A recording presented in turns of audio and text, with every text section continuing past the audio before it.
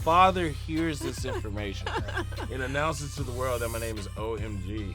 And it was never that. So I DM'd Kobe. I wrote him this long paragraph, and he gave me his number. And so I'm like, oh my God, I'm way too drunk to talk to Kobe right now.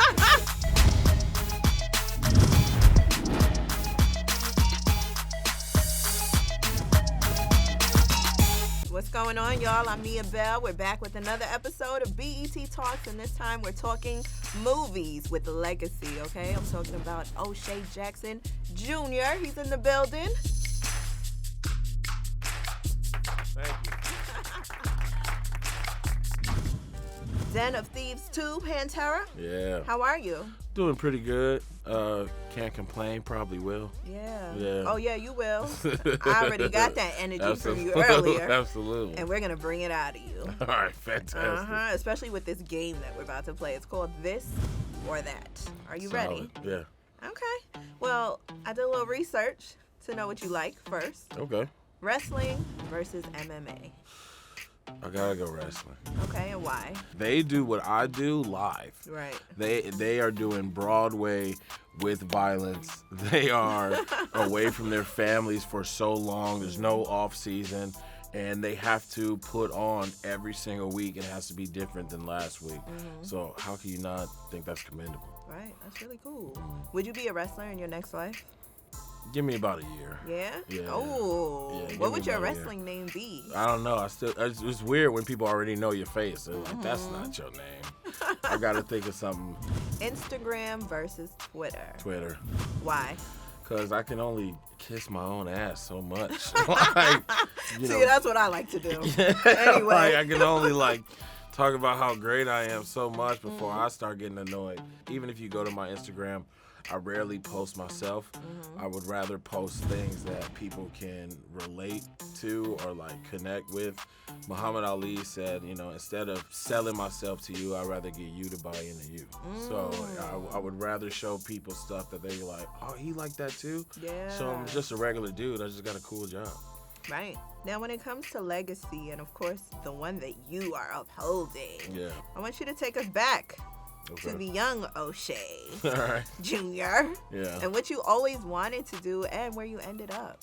When I was real little, I really wanted to be in marine biology, oceanographer. That's really what I was focusing on. And then once I realized that I wasn't gonna ever play for the Lakers, then I started to try to figure out what direction I was gonna go in. And when I was 17, and I was daydreaming in class, and I had my teacher, Hernan, he dropped a notebook in front of me, and he says, write whatever you're thinking about because you're not here right now. And when you finish, please give me all your attention. So I was like, all right. So I started writing the story that was in my head, and then he would just let me keep writing for 30 minutes a day. My teacher found me somebody to teach me write scripts. That's Bill Rubenstein. Bill Rubenstein taught me how to write into script format. From there, I applied to the University of Southern California, got into the School of Cinematic Arts there. In the middle of my second year, my dad is like, Did you dorm? No, Commuted? I commuted. I should have dormed. You should have dormed for the experience. But no, it's in LA, so I just commuted from the Valley every day. And then in the middle of my second year, Pops was like, we were taking this NWA movie serious. I convinced him to let me leave school so I could focus on getting it because I put a lot of pressure on myself to get it for my family. And it took me 2 years to get it. He didn't automatically give it to you? No, I had to audition. So what? I had to audition because you want to win the part. Yeah. You want to win the part because if not, then the last thing I would want to do is to tarnish my family's legacy by not being great acting enough. up to par. Yeah. So I auditioned for 2 years, watched all my friends graduate without me on Instagram. Finally got the film. Here I am. Wow. Yeah. The O'Shea Jackson Jr. The actor. only one. Yeah. Now, when it comes to music, Mr. OMG. Sorry to bring it up because I know you're so over that time period. Right. Number one, the name. When I was in 4th, 5th grade, and one mixtape was popping. And so the thing around school was to come up with your street ball name. And my street ball name was "Oh my goodness." Okay. Every time I do something on the court, my best friend Kyle at the time, shout out Kyle Harvey, he would yell, "Oh my goodness," because you were that nice. Yeah, so it was like that was my thing, and abbreviated obviously is OMG. My father hears this information and just takes this on the Ellen show or something like that and announces to the world that my name is OMG. And it was never that. It was that was just the most uncool name I could have had. But when it came to music, but the way he said it though, I'm sure it was cool. But I don't know, man. This is my dad. It's rare when your dad can make something cool that you don't think is cool. Right. But yeah. So with music, there was just no way that I'm gonna put my family's name higher than it is in music. But in film, I've always felt like they've shortchanged my dad a lot. Yeah. They typecast rappers a lot. There's just certain things that they don't think rappers can do. And so it was a no-brainer because I know that's the avenue where I could take us to new places. And so far, I've taken us to Star Wars, I've taken us to Godzilla, and of course, Den of Thieves. The sequel. Yep. Yeah. First Den of Thieves is my third movie ever. Wow. So I just was so nervous and focused on doing the work, keeping my head down, not making waves. And when you're the rapper son, they expect you to show up to set with 16 people, right, the entourage. Got these demands, and that's just never been me. But later on in life, it took us 6-7 years with the pandemic and everything to get the sequel going. That if I didn't have that time in between and as many projects under my belt that I do now, Den of Thieves 2 wouldn't be as great as it is. Wow. What about challenges though on set and where you had to stretch yourself and your acting ability to be able to meet the standard of being in a sequel? Because when we see part 2 is that's when the real judgment day comes in. Yeah, I think the biggest advantage of this one is that while I'm playing the same character, I'm also playing a different character. Right. Because in the first one, Donnie is so low-key, under the radar. You don't really know anything about him until the end. And you don't expect the end to happen until the end. So in the second one, the gloves are off. We know who he is. You can't fool the audience no more. So who is this new guy? And I think, one of the challenges in it was some of the accents I have to pull off. I have to speak 3 different languages in the film. Which languages? I speak French, Serbian, and English. But with the French and Serbian, how do you prep for that? I mean, in the situation I was in, it luckily it was just points where I had to learn what was in the script. But there's also a dialect that I have to have because of Donnie playing the chameleon role in the New World. I want to hear accents. Oh my God. Let me tell you something about accents, all right? Accents are like flexing a muscle, all right? My Spanish teacher, Jesus, used to tell me Spanish and languages are like pretty women, and if you don't talk to them every day, they will leave you. They have left me. Absolutely. Damn. So that's something you really got to lock in on. Yeah, and I did it in about 1.5 years. Really? Yeah, because we shot this, and then it was the strike, so they couldn't work on it, and then they were able to, so... Yeah, that Jean-Jacques Giallo, he's gone, man. But I will say, je suis né en Côte d'Ivoire. J'ai un passeport français, Okay. But it means nothing. It's just basically I'm from the Ivory Coast and I got a French passport. Okay. And what about the fun parts of it? And the cast, you guys are around each other for quite some time, and it feels like family. Yeah, and a lot of that is because of our director/writer, Christian Gudegas. He makes sure that we're going to cast dinners. He's making sure that it just has a family feel because number one, you want to be cool with somebody you out there for 3.5 months with. Right. And, just my entire crew that was involved, Evan, Orly, Salvatore, Gerard. Yeah. It was such a tight-knit crew, and great chemistry makes great movies. And some of the fun times are... I get to drive high speed in a Porsche Taycan Turbo. That's dope. Just being in the Canary Islands, which is about 2 hours from Africa, it's kind of like Spain's Hawaii. Yeah. But being out there was a wonderful time and just bonding with the cast and crew. It's just stuff you don't forget. Yeah, you can tell that the energy is there. Like you said, it has to be if you're going to be around these people for so much time. Yeah, absolutely. It sucks when you don't get along. I can only imagine.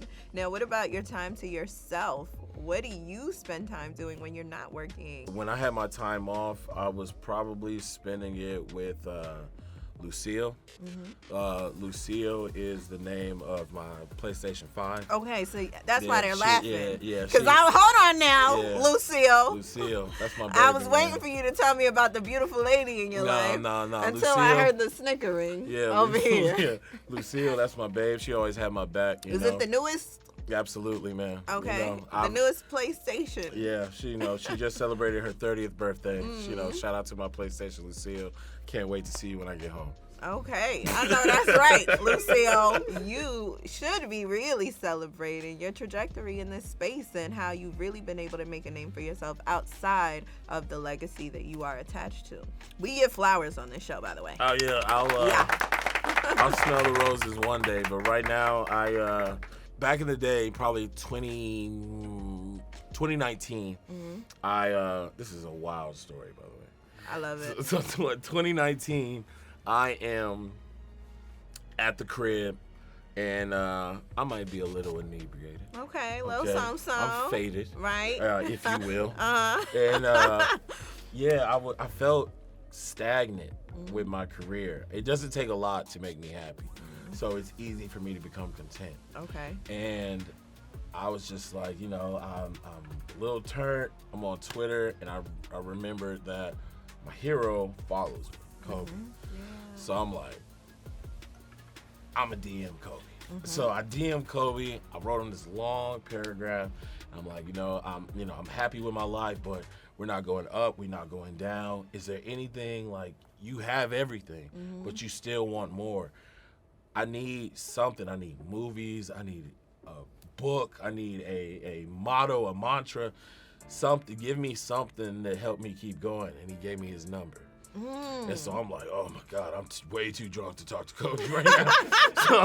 so after all of that, I'm like, oh my God, I know you're gonna do this. He answered. Yeah. So I text him, and he was like, all right, I'm gonna hit you in a couple of days.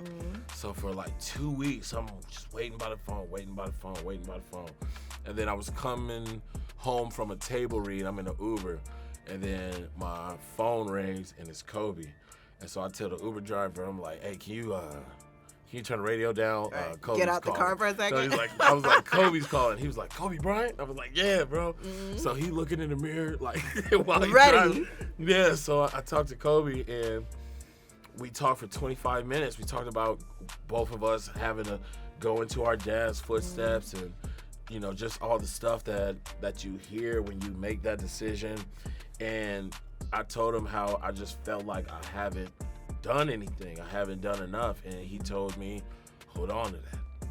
He said, I pace in my house to this day. This is after he's won an Oscar and like all these Olympics and the finals. And so like I hold on to that feeling in the back of my head that we haven't done anything, that we haven't done enough, because it's the only thing that'll keep me going. And if I didn't have that liquid courage to text Kobe and have him have that conversation with me, I would have never had another opportunity, because 2 months later he passed. Wow. So it was like, that was the last thing my hero told me to do. Divine so timing. When I'll smell the roses and smell the coffee one day, but right now I just got to keep my head down and keep growing. Yeah, there's more work to do. Yeah. Before you get up out of here, what would you want your lasting legacy to be? You talked about, speaking to your hero 2 months before he went on to another universe. Yeah. Now, what would you want that lasting memory of yourself to be? When I was 18, I went on tour with my dad, and we were in Australia, and I used to work on the crew, helping build the set, helping to break the set down, put the crates on the bus, that type, plus being a hype man with my older brother and my dad, and us doing songs. And at the end of the night, we would go get the set list off the front of the stage. And I had a man come up to me, hand me a card, and tell me, tell your dad that I was heavy into drugs, heavy into gangs early in my life, and listening to his music helped change my life. And he gave me his card, and he became a doctor. Wow. And so when I think about the work that I do and how I might be in my own bubble of the work that I'm putting in, I wanted to inspire somebody. You know, it just to, from anywhere in the world, if what I do in my job can bring inspiration to somebody else, that's the best thing in the world.